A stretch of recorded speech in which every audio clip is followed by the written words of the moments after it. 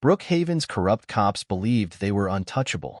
They had the badges, the backing, and enough buried secrets to keep everyone in fear. Their trafficking empire turned teenage girls into commodities and dirty money into power. No one dared to challenge them, until they met the ghost. The official paperwork labeled her as a military consultant. But before she was Maya Caldwell, before she returned home to care for her ailing mother, she was something else. Something that made even Navy SEALs whisper and terrorists pray. The kind of operative who could walk into hell and bring it crashing down from the inside. Now, she was locked in their cell, surrounded by dirty cops and cartel killers, wearing that quiet smile. They thought they had caught her. She was about to show them why that was their last mistake. The late afternoon sun cast long shadows across Brookhaven's Main Street as Maya Caldwell stepped out of her rental car. Her military boots made no sound against the cracked sidewalk, a habit ingrained from years of training. At first glance, she looked like any other visitor. Dark jeans, a navy blue jacket, and a simple black backpack. But there was something in her posture, in the way her eyes constantly scanned her surroundings, that set her apart from the occasional pedestrians moving through the street. A dull ache pulsed through her left shoulder, making her adjust the backpack strap. The wound was still fresh. 3 months wasn't enough time to forget the searing pain of a bullet tearing through muscle and tissue. That mission, like so many others, would remain classified. Another scar, another story she couldn't tell. And another reason she was here in Brookhaven on mandatory medical leave, instead of leading her team. The town felt smaller than she remembered. 3 years of absence had changed things. Or maybe it was her perspective that had shifted. The familiar storefronts of her childhood now wore shadows of neglect. Paint peeled from window frames, and too many for-lease signs dotted the business district. Even the people seemed different, hurried, nervous, their eyes downcast as they rushed past. Anderson Memorial Hospital loomed ahead, its weathered brick facade a testament to decades of small-town medical care.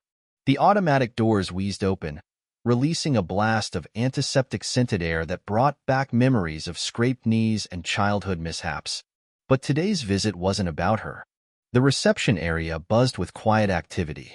A young mother tried to corral 2 energetic children while filling out forms. An elderly man dozed in a corner chair, an oxygen tank at his side. At the desk, a nurse looked up expectantly as Maya approached. "I'm looking for Margaret Caldwell," Maya said, her voice steady despite the tension in her chest. The nurse's fingers danced across her keyboard. "Room 412, she replied, then added with practiced courtesy, "Are you family?" Her daughter. The elevator hummed as it carried her to the 4th floor. Maya used the moment of solitude to center herself, to push down the guilt of too many missed visits, too many calls cut short by duties she couldn't explain. Her mother thought she worked as a military consultant, reviewing training protocols and writing reports. The lie tasted bitter, but it was better than the truth. Better than admitting that her daughter led classified missions that officially didn't exist. The hospital corridor stretched before her, fluorescent lights casting a harsh glow on pale green walls. Room 412 was at the end, the door half open. Through the gap, Maya saw her mother sitting up in bed, silver-streaked hair pulled back in a neat bun, dark fingers tracing lines in a book on her lap. "Mom." Margaret Caldwell's head snapped up, her face transforming with joy. "Maya, baby, you didn't tell me you were coming." She reached out with both arms, and Maya stepped into her embrace, careful of the 4 lines snaking from her mother's arm to a gently beeping machine. "Thought I'd surprise you," Maya said, settling into the chair beside the bed. Her trained eye automatically cataloged the room's features. Window overlooking the parking lot, 2 possible exit routes, standard hospital security measures. Old habits died hard. "You look tired, baby," Margaret said, studying her daughter's face with maternal concern. "Those consultants working you too hard?" Maya forced a smile. "Nothing I can't handle." She shifted in her chair, suppressing a wince as her shoulder protested. "Tell me what the doctors are saying." For the next hour, they talked about treatments and progress, about the neighbors who brought casseroles, about everything except the worry lines around Margaret's eyes and the way her hospital gown hung loose on her frame. When a nurse came to check vitals, Maya used it as an excuse to step out, promising to return the next day. The walk through her old neighborhood felt like moving through a dream, where everything was slightly wrong. The Mitchell's Corner Store, once a neighborhood hub where kids bought penny candy and adults gossiped over coffee, was boarded up. The basketball court where she'd spent countless afternoons was surrounded by new chain-link fencing topped with barbed wire. A no loitering sign hung crookedly on the gate. But it was the people that troubled her most. Mrs. Thompson, who used to bring her cookies after school, hurried inside her house when she saw Maya approaching.